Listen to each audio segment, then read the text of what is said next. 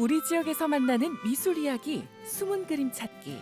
오늘은 서양화와 판화 장르를 넘나들며 풍부한 미적 감각을 작품 세계에 투영해온 원로화가 서상한 화백을 만납니다. 한국적 성상화 양식을 개척한 그의 작품 세계를 함께 살펴봅니다. 다양한 매체로 여러 가지 종교적 상징 기호들을 상호 결합시켜 하나의 독특한 시각적 형상 구조로 표현 중인 서상한 화백. 작가님 안녕하세요. 아이고 반갑습니다. 네, 반갑습니다. 작가님 같은 경우에는 어떤 성스러운 인물이나 사건을 표현한 성상화를 개척하신 인물이다라고 들었거든요. 네. 그런데 또 시청자분들께는 약간은 생소한 장르가 아닐까 싶어서 어떤 장르인지 설명을 좀 해주시면 좋을 것 같아요. 성화상이라 해가지고 이코노그래피 보통 그래갖고 기독교에서 이제 언어가 유통되기 전에 이 사람들에게 뭔가를 가르쳐야 되는데 진리를 가르쳐야 되는데 그 진리를 어떻게 가르치느냐 그림으로 그려가지고 도상을 그려갖고 그 도상을 설명하는 식으로 해가지고 많이 했어요. 그것이 성화상의 시작이라고 할 수 있습니다. 그러니까 이제 문명자를 위한 작품으로부터 시작해가지고 현대에는 이제 정신적인 이제 하나의 그 바탕이 되는 그런 작업으로 바뀌었죠. 그렇다면은 보통 어떤 주제로 작업을 하시는지도 궁금한데요. 지금 아까도 보셨지만 물고기 익스투스 해가지고 예수 그리스도의 하나님 아들이라는 이 물고기가 기독교 미술의 거의 초기를 할 수 있어요. 네. 그게 뭔가 뭐 로마 시대 카타콤베라는 그 지하 묘소가 있었거든요. 그런데 거기에서 신도들이 그 당시 박해가 심하니까 숨어가지고 예배 보고 또 서로 만나가지고 이렇게 교류를 할 거 아닙니까? 네. 교류를 할 때 그때 뭘 그렸냐면 서로 딱 만나면은 물고기를 이렇게 그렸어요. 그 물고기 한 마리를 그리는 그 정신이 뭔가 뭐 자기 목숨을 내놓고 고백적인 그런 형상을 그려야 됩니다. 그러니까 상대가 모르잖아요. 그러니까 어떤 일이 생길지도 알 수도 없지만 믿음을 갖고 그린 게 그 물고기입니다. 이러한 작품의 근간으로 서상한 화백은 독특한 형상의 독창적인 성상화 장르를 개척했다고 하죠. 이 성스러운 인물이나 사건을 표현한 성상화. 60년이 넘는 세월 동안 이 종교적 의미를 담은 도상에 한국적 색채를 더해서 표현을 하고 있습니다. 또한 목파나 조각, 드로잉 등 다양한 장르를 넘나들면서 작품 세계를 확장시키고 있는데요. 이 긴 세월 속에서 희망과 또 풍부한 미적 감각을 엿볼 수 있습니다.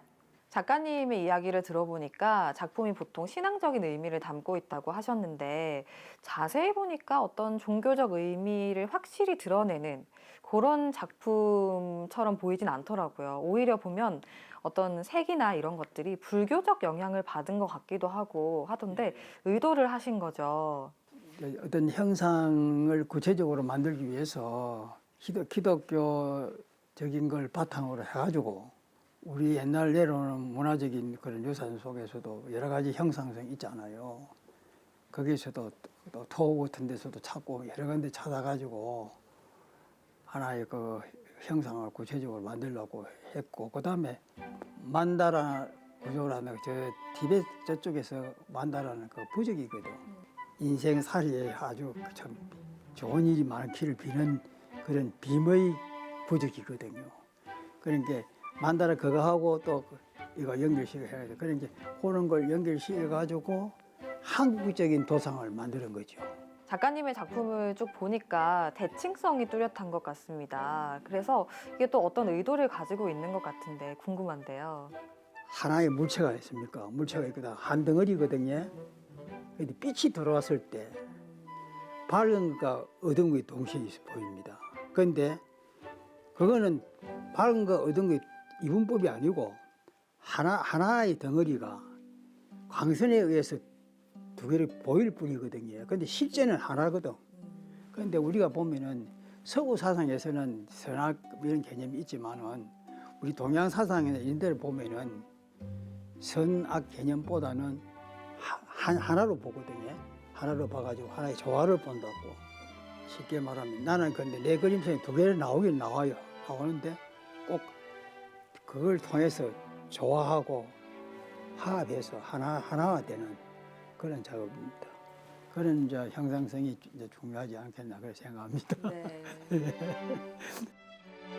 60년이 넘는 세월 동안 보이는 모습과 머릿속에서 떠오르는 생각을 연결시켜 다양한 비구상 작품을 그려나가고 있는 서상한 화백. 작가님 같은 경우에는 굉장히 다양한 장르로 활동을 하셨더라고요. 작품 중에서 저는 목판화가 정말 좀 인상 깊게 남아 있는데 일반적인 목판화랑은 조금 다른 방식으로 작업을 하신다면서요. 제가 처음에 고무판에도 봤는데 이 판을 위에다가 종이를 올려갖고 위에서 바람을 미는 거예요. 밀가지고 잉크 묻은 부분을 쓰는 게 아니고 잉크가 빼어난 부분을 쓰는 거예요. 그러니까 이제 어떻게 잉크가 빼어난 부분을 이제 쓰니까 내가 마음대로 할 수 있는 게 왜 그러나 바람을 문질면서 어떤 부분은 강하게, 어떤 부분은 연하게, 부드럽게 이렇게 해가지고 하나의 작품을 만들 수 있는 거라. 그러니까 하나의 하모니를 거기에서 이제 찍는 과정에서 만들어내는 거예요. 이렇게 쭉 60년 넘게 활동을 하셨는데 대표작을 하나 들자면 어떤 작품이 있을까 궁금하기도 합니다. 암만 그래도 내 작품 대표작은 이제 십자가이죠. 십자가. 그게 이제 예수 정신이고 물고기 이런 것들도 있고 뭐 여러 가지 있는데 작품을 워낙 많이 해놔서 가지고. 그렇게 서상한 화백은 독자적이면서도 이색적인 화풍으로 우리 지역 미술에 큰 획을 그으며 새로운 회화 양식을 창조해 나가고 있습니다. 제가 그동안에 화어집이라 해가지고 한 8건 정도 냈거든요. 그동안 모은 시가 제법 모이고 이래서 시하고 지금 그동안에 그 식기시에다가 내가 한 4, 50점 그림을 그려놨거든요. 그거에서 선별하고 2개를 엮어갖고 화어집을 내려고 지금 하고 있습니다. 다 잘 하시겠지만은 서양 이나 외국의 그런데 영향을 받지 말고 자기 나름대로 자기 어떤 내면에서 솟아져 나오는 그런 창작이 됐으면 좋겠어요. 후배들도 그림을 그리다가도 그림 이래 보고 이러면 맥힐 때가 있거든요. 그럼 놔두면 한참 있다가 보면은 색깔이 머리 떠오르거든요. 그럼 그때 칠하고 이러는데 그래야 되지. 무리하게 하지 말고 그 대신 자기 내면에 성실하게 작업을 할 때 그러고 좀 더 의미 있는 작업에 임했으면 좋겠다는 생각을 후배들한테 하고 싶습니다. 그림은 손으로 그리는 것이 아니라 마음으로 그리는 것이라 말하는 서상한 화백. 자신만의 주제성으로 지금까지도 독보적인 예술 세계를 구축해 나가고 있는데요. 앞으로도 우리 지역을 빛내주는 멋진 창작 활동을 기대합니다.